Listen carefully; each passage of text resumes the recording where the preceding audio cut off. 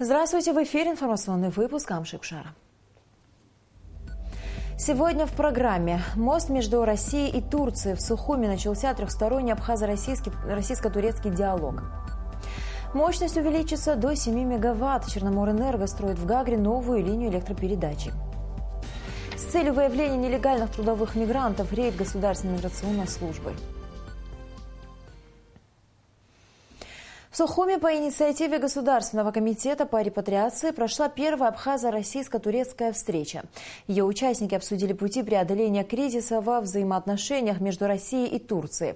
Абхазия, используя потенциал многочисленной абхазской диаспоры в Турции, могла бы внести свою лепту в налаживание российско-турецких взаимоотношений. Со стороны Абхазии во встрече участвовали первый вице-премьер Шамиль Адзинба, министр иностранных дел Вячеслав Чирикба, председатель Госкомитета по репатриации Вадим Харазия, директор Центра стратегических исследований Олег Доменя, историк Станислав Лакоба, депутат Народного собрания Тайфун Ардзинба и полномочный представитель Абхазии в Турции Инар Гицба. Турецкую сторону представляли известный журналист Хасан Канбалат, искусствовед Эрал Уруглу и председатель Федерации абхазских культурных центров Ахмед Хапат. С российской стороны в работе круглого стола приняли участие руководитель Санкт-Петербургского регионального информационно-аналитического центра Александр Колесников, депутат Госдумы Ян Зелинский, ректор Института международных отношений в Пятигорске Виктор Панин и представитель бизнес-сообщества Санкт-Петербурга Александр Белов. Что обсуждали на встрече, к чему пришли, расскажет Елена Лолуа. В январе 2016 года Абхазия вслед за Россией ввела санкции против Турции и тем самым выполнила свои союзнические обязательства, предусмотренные российско-абхазским договором, сказал первый вице-премьер Шамиль Адзинба. С другой стороны, сотни тысяч абхазов и адыгов живут в Турции, и укрепление связи с ними является для нашей страны вопросом национальной и государственной безопасности. Именно поэтому Абхазия заинтересована в налаживании отношений между Россией и Турцией, подчеркнул Адзинба. Для нас это очень важная встреча. Значение ее мы не можем переоценивать, потому что на основании нашей встречи такого большого межгосударственного договора не будет. Но и недооценивать тоже я бы не хотел. Каждый гражданин Абхазии хорошо знает свою историю. 200 лет назад проблема между двумя империями, османской и российской, трагически отразилась на судьбе нашего народа. Не хотим делать скоропалительных выводов, но видим, что как минимум некая напряженность опять между двумя государствами России и Турции. Турецкая экономика из-за санкций испытывает серьезные трудности, сказал Ахмед Хапат. Однако кризис не может сохраняться длительное время. Россия и Турция являются друг для друга важными торговыми партнерами. Председатель Федерации абхазских культурных центров предложил на будущее включить в работу круглого стола деятелей науки и культуры 3 стран. Он пообещал предпринимать практические шаги, которые будут способствовать сближению позиций России и Турции. Мы живем в кризисное время, когда определенные сложности между Российской Федерацией и Турецкой Республикой. И этот кризис нужно преодолеть. Он никому не нужен, но его последствия уже очень хорошо видны в турецкой экономике. И если он будет продолжаться, они будут видны в российской экономике. Я уверен, что в дальнейшем на такого рода мероприятиях мы будем намного более обширные аудитории собирать с представителями научных, культурных и иных общественных кругов наших государств. Мы, как диаспора, хотим от себя заявить, что мы готовы на благо всех 3 республик и отношения всех этих 3 республик делать все, что в наших силах. В негативном сценарии развития событий между Россией и Турцией заинтересованы третьи силы, и нужно предпринять все усилия для восстановления хороших отношений, отмечали участники круглого стола. У Абхазии есть исторический опыт посреднической миссии, а также ресурсы диаспоры, подчеркнул полномочный представитель Абхазии в Турецкой Республике. Используя и опираясь на некоторый исторический опыт миротворчества между тогда только формирующейся Турецкой Республикой и Москвой, как тогда в установлении контактов большую роль сыграли тогдашние руководители Абхазии Нестор Лакоба и Фремешба, после чего, кстати, Москва предоставила и золото, и оружие Турецкой Республике. Да, и опираясь на вот этот исторический опыт, конечно бы Сегодня есть смысл, есть в принципе потенциал создать благоприятные условия. Абхазия может стать полезной дискуссионной площадкой, где будут вырабатываться конкретные механизмы по восстановлению российско-турецких отношений.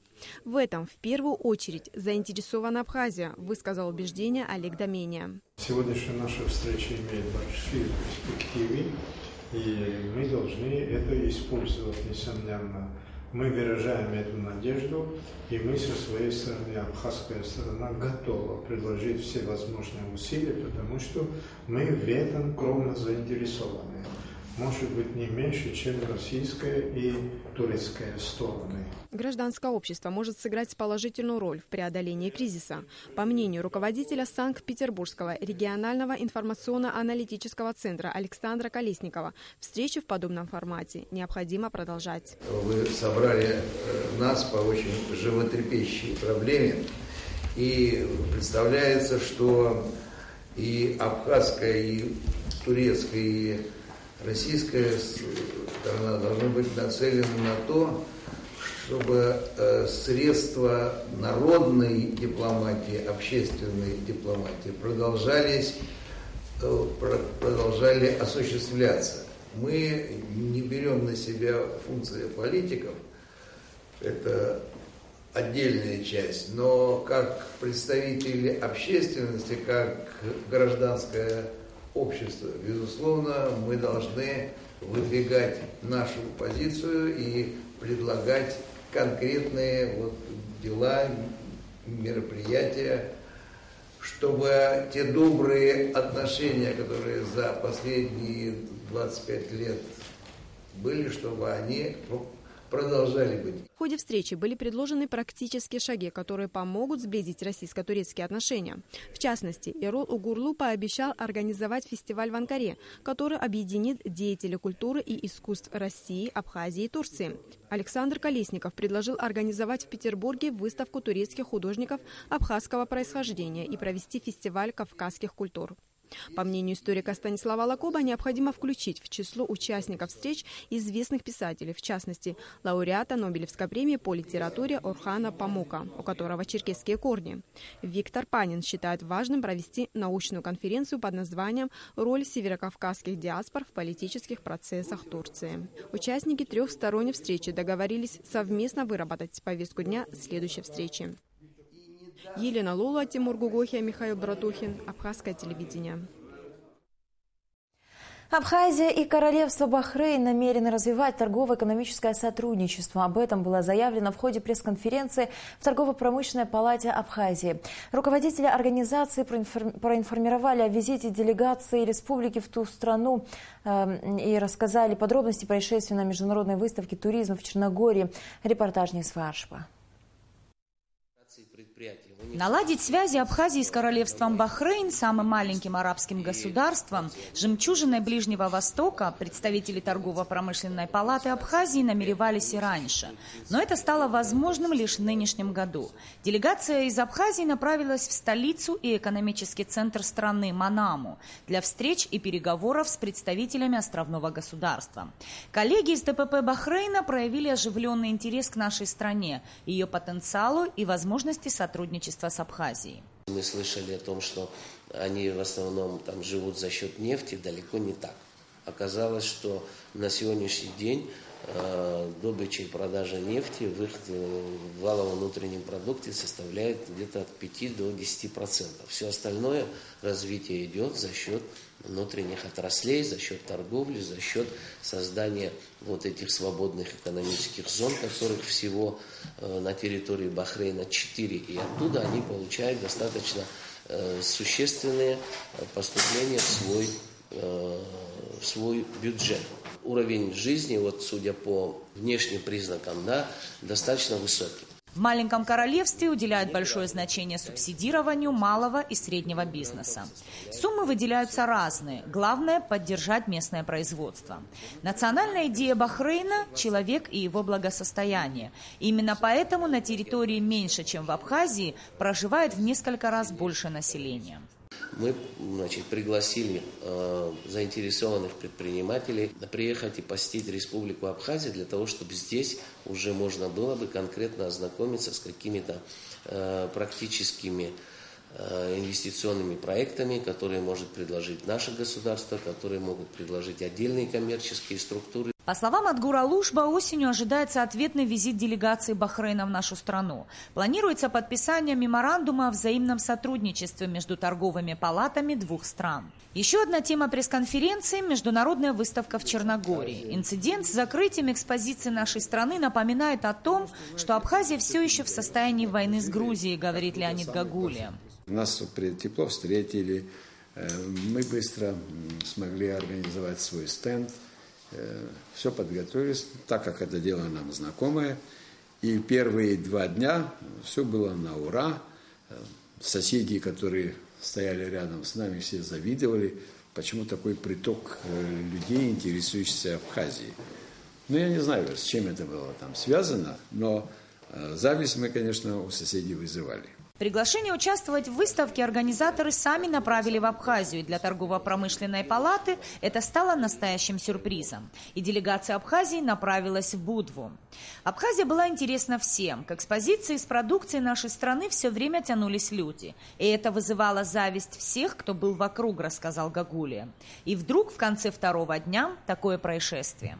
Приглашение, которое мы получили от Черногории, а неприятности мы получили от Грузии.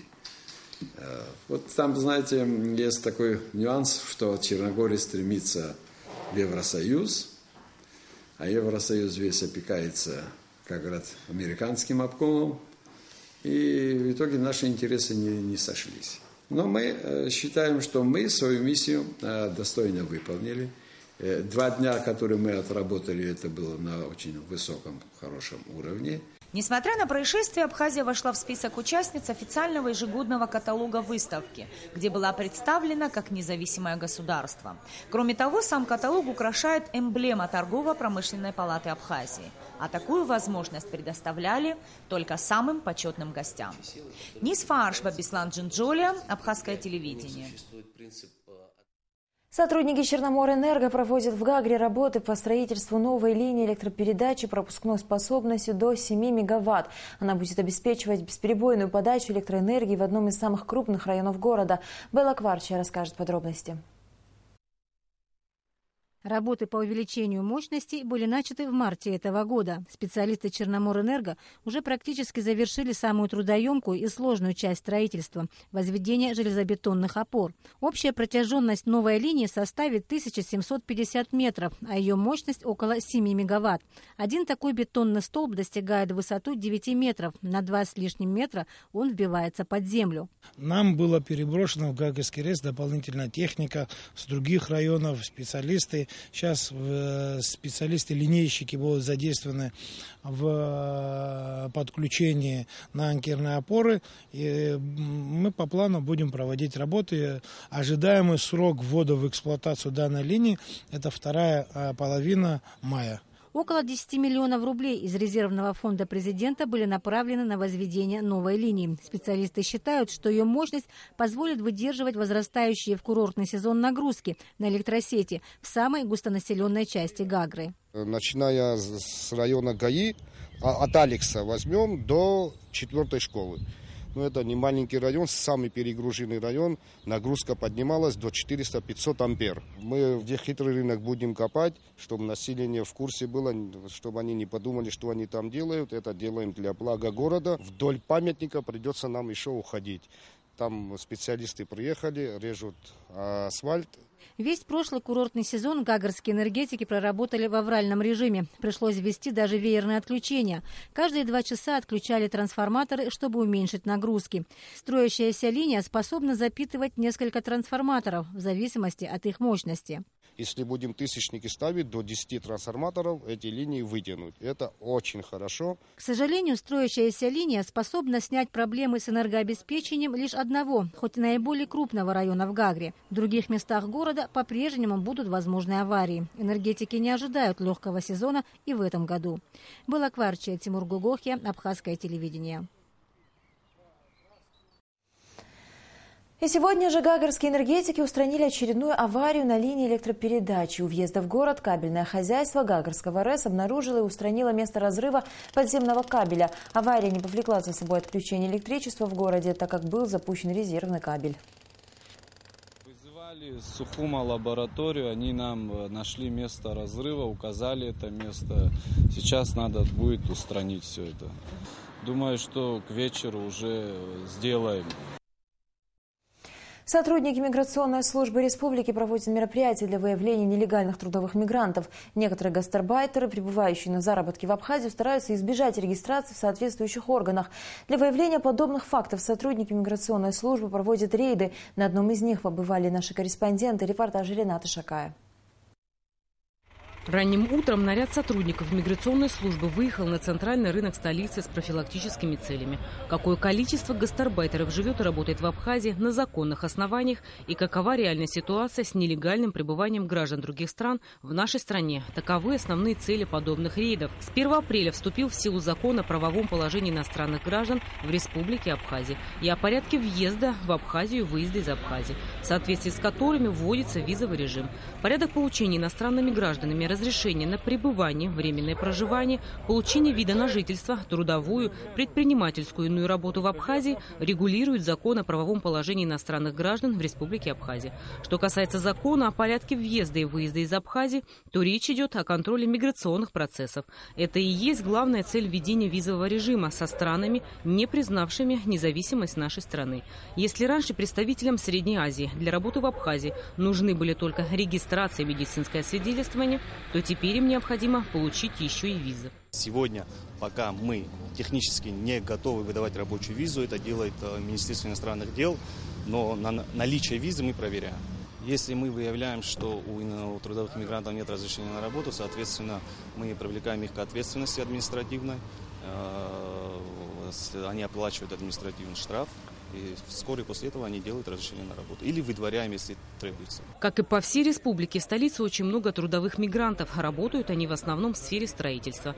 После проверки документов задержанные на центральном рынке гости столицы были отпущены. Документы практически у всех мигрантов были в порядке. Некоторых попросили задержаться в миграционной службе для выяснения законности их пребывания на территории страны. За счет деятельности Государственной миграционной службы в этом году в бюджет поступило 8 миллионов 960 тысяч 300 рублей. В прошлом году было поставлено на учет всего 676 человек, и, соответственно, в бюджет было сдано всего лишь 3 миллиона 764 тысячи 500 рублей. Как сообщили в миграционной службе, подобные рейды будут проходить во всех городах и районах страны.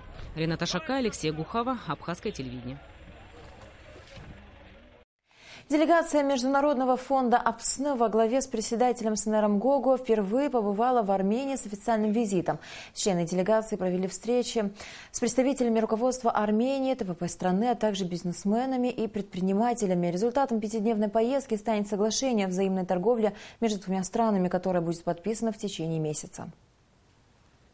В течение 5 дней, которые мы находились там, мы видели, у нас были разные уровни встречи, и бизнесменами, и предпринимателями, также представителями руководства, что видели, что консервные продукты сегодня в Армении очень качественные, дешевле и для нас доступны. И двухсторонне уже есть между нами соглашение, в ближайшее время, в течение месяца, первые продукты из Армении без посредников, прямую доставку мы будем получить. Это замороженная рыба, это икра, это консервные разные продукты. А также их и заинтересовал то продукты, которые в Абхазии производятся, это рыбная мука и жир. Потому что, как вы знаете, сегодня основной объем Армении в Российской Федерации продают это спиртные напитки и также свежая и замороженная рыба. А для выращивания рыбы, само собой, нужно корм, то, что у нас в Абхазии есть. А другая сторона, также между нами есть договоренность с начала июня, а первые делегации из Армении, которые мы пригласили, будут здесь у нас в Абхазии. Это 40 человек, предприниматели, для того, чтобы на месте уже ознакомиться о наших возможностях. Я считаю, что это очень нужное налаживание отношений. Эта работа нами будет продолжаться. Следующая наша цель – это Белоруссия, а после этого хотим отправиться в Иран. Сегодня есть конкретно с этими странами, как мы можем развивать и торговли, и также инвестиций. А сейчас материал из Израиля, где абхазские паломники накануне Пасхи посещают святые места. Смотрите репортаж Мананы Кокускир. Продолжается паломнический тур по святым местам христиан Абхазии. Следующим объектом посещения был город Вифлеем. Храм Рождества Иисуса Христа – один из самых древних храмов в мире. Он датируется IV веком. Уникальность его в том, что он сохранился в первозданном виде. Церковь никогда не перестраивали. Но сейчас внутренний интерьер окружен строительными лесами. Идет реставрация. Согласно преданию, в городе Вифлееме должен был родиться Спаситель мира. Мы находимся в храме Рождества Иисуса. Здесь у иконостаса под полом находится пещера, в которой Богородица родила своего младенца. Еще бы я хотела показать колонну этого храма. Храм очень старый, один из древнейших храмов мира, датируется он IV веком. Вот здесь стоит колонна, она сейчас вся в лесах ремонтных. И в ней, если вы заметите, есть крест, отверстие в виде креста. Легенда гласит о том, что сюда залезли грабители и хотели все убрать отсюда, драгоценности, иконы. И в этот момент из колонны вылетел рой пчел, покусал грабителей, и они убежали ни с чем. Абхазские паломники поклонились пещере Рождества, помолились, а некоторые даже причастились. Затем делегация отправилась в храм, посвященный святым пастухам, первыми возвестившими рождение Спасителя.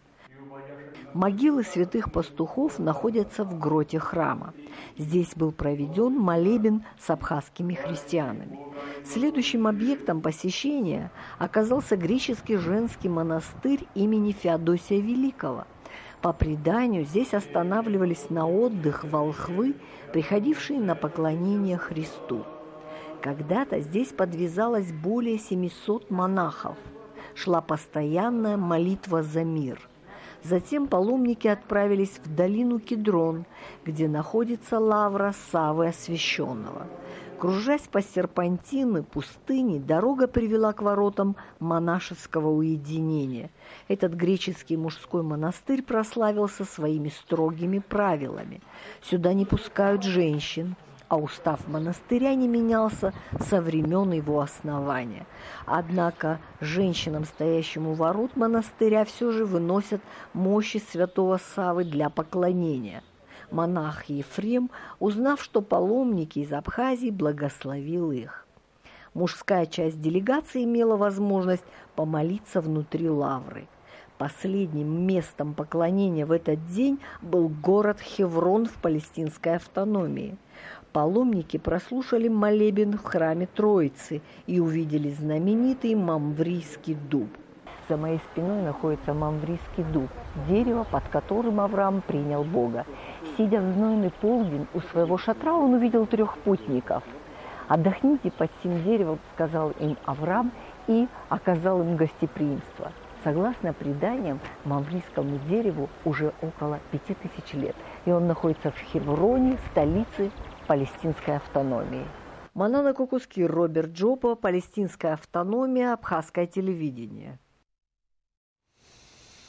Показать фильм талантливого режиссера Наура Гармелия «Мост» во всех городах Абхазии. Такую задачу поставил перед собой главный спонсор показа – компания «Амобайл». Картину продемонстрировали в Скворчале. Об этом наш следующий сюжет. В Ткварчале с нетерпением ждали премьеры фильма. Зрители начали собираться здесь еще задолго до начала. Режиссер фильма Наур Гармелия заметно волновался, встречая гостей. Для него важно то, как воспримет каждый зритель историю, рассказанную на большом экране и снятую в окрестностях города. Мне всегда важно посмотреть и понять, как зритель воспринимает кино, и особенно здесь, в Ткварчале, когда таких мероприятий и процессов очень мало, и у нас вообще в Абхазии этого практически нет. Это история о 10-летнем мальчике, живущем с отцом в отдаленной деревне. Отец болен, но несмотря на это, они вместе занимаются тяжелым домашним трудом. Мальчишка каждый день переходит через мост и попадает на рынок, чтобы продать сыр. И при этом он знакомится с удивительной жизнью за мостом.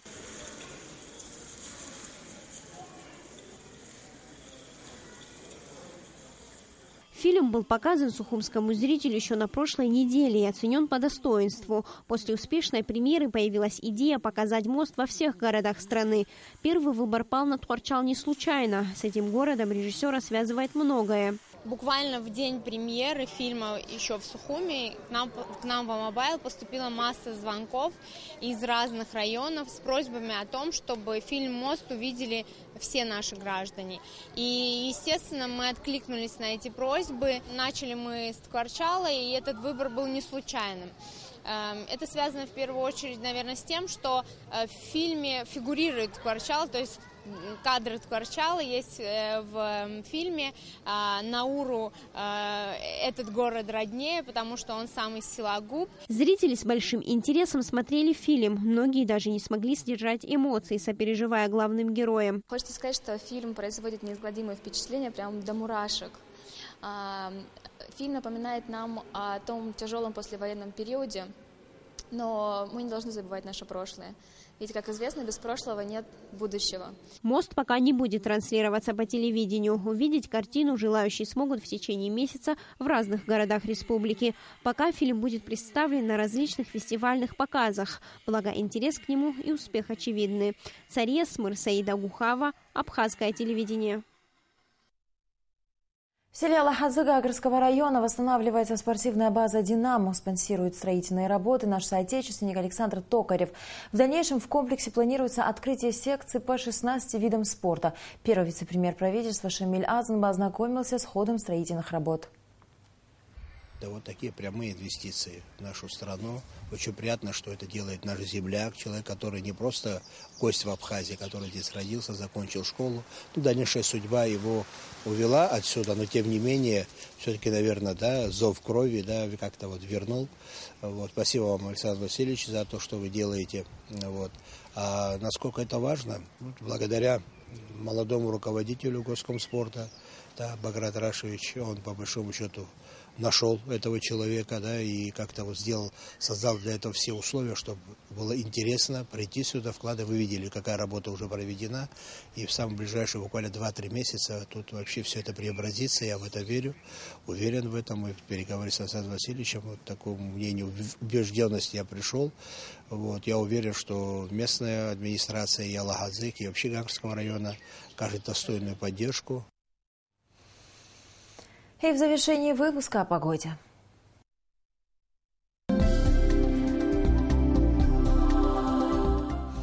По сообщению гидрометеослужбы, в Абхазии ожидается облачная погода, ливневый дождь с грозой, температура воздуха ночью 15-17, днем 18-20 градусов.